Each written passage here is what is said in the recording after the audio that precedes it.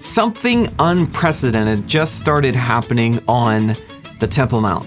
We'll get into a full breakdown on that, along with a developing report on Hamas leaders making plans to flee Gaza. And also, Israel issues a serious threat to Turkey.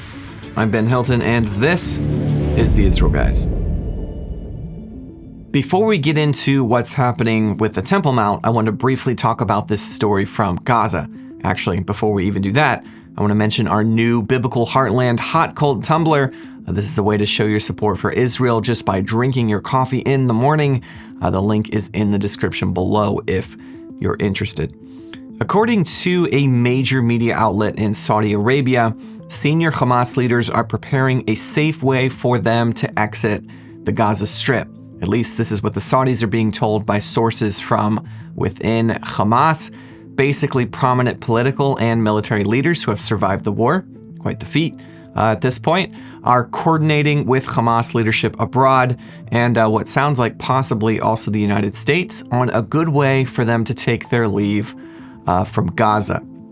This report contradicts an earlier statement given by Hamas remote leadership just a few weeks ago when they said the terrorist group would not disarm or give up administrative control of the Strip or permit the Board of Peace to take military oversight of Gaza. So it's hard to say what's true at this point.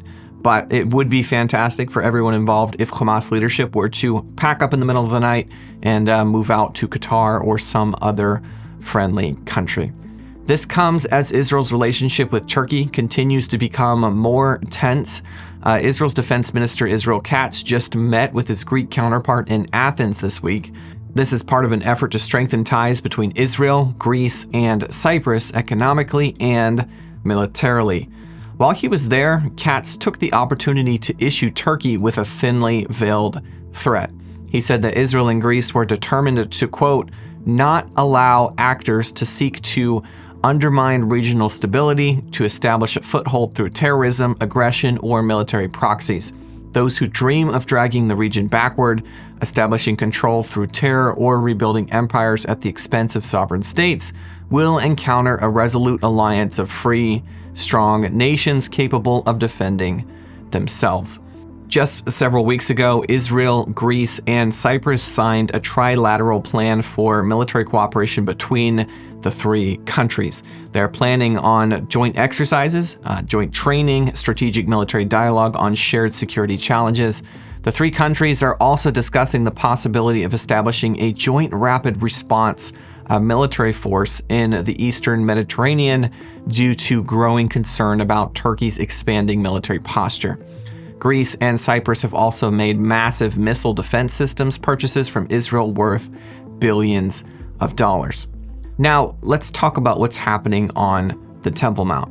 As I'm sure you know, the Temple Mount is a spiritual hotbed.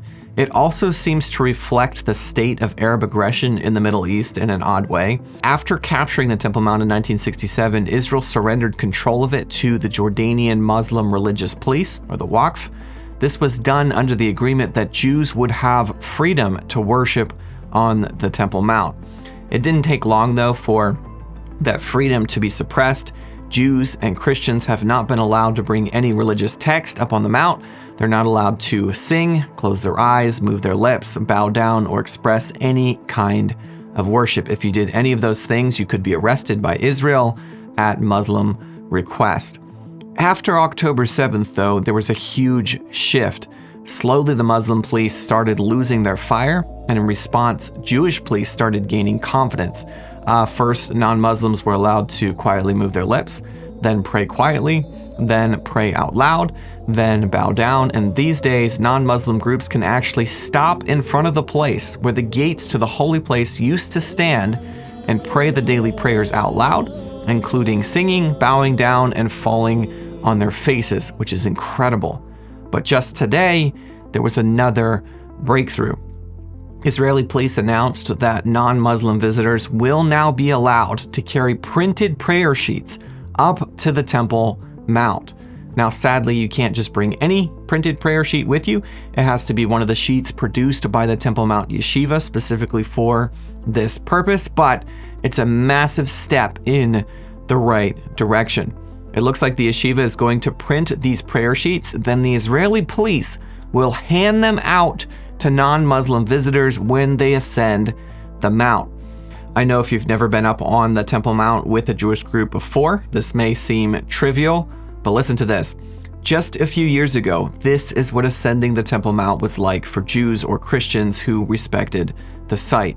Muslims can walk up on the Temple Mount anytime they like through a number of gates and do pretty much anything they want there. But for a non-Muslim, you have to stand in line during a short period of time in the day when you may be able to ascend, and then due to frequent riots or random rules, this time would be randomly closed down even if you've been standing in line for hours. If you did make it in, you were sent through a security checkpoint.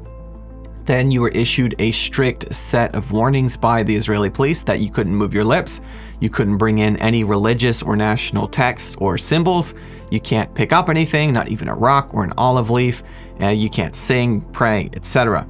When you ascended the mount, you were greeted by Jordanian police who would harass women they didn't consider modestly dressed.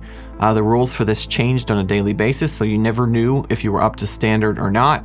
Then, after all of that, you moved onto the mount itself, where you were escorted by Jewish police, mainly to protect visitors from Muslim mobs. And on any given day, dozens, if not hundreds of Muslim men and women, and children sometimes, would mob the Jewish and Christian visitors, cursing, spitting, screaming, throwing rocks, bottles, etc.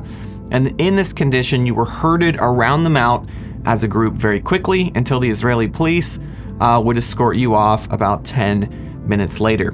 If you violated the rules in any way, Israeli police would tackle you like you were a wanted criminal and haul you off in handcuffs. And if they didn't, you could easily be lynched by a Muslim mob. So with that perspective, you see how crazy it is that Israeli police are now going to be handing out prayer sheets to non-Muslim visitors before you ascend the mount, meaning the state of Israel is now in a way openly sanctioning prayer on the Temple Mount for all faiths. This is an insane breakthrough. Thank God, a solid proof that the redemption is happening in Israel before our eyes. May it continue.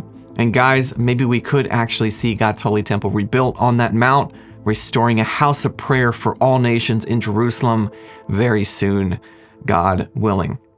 A necessary step in that redemption process is Christians all over the world showing their support for Jerusalem and the biblical heartland. And a good way to do that is with our biblical Heartland Tumbler. This thing is super awesome, really high quality. It'll keep your drink hot for up to 10 hours and cold for 18. I don't even have the new design here yet, but I use the older version every day and I love it. If you're interested, click the link in the description below. As always, thanks for watching.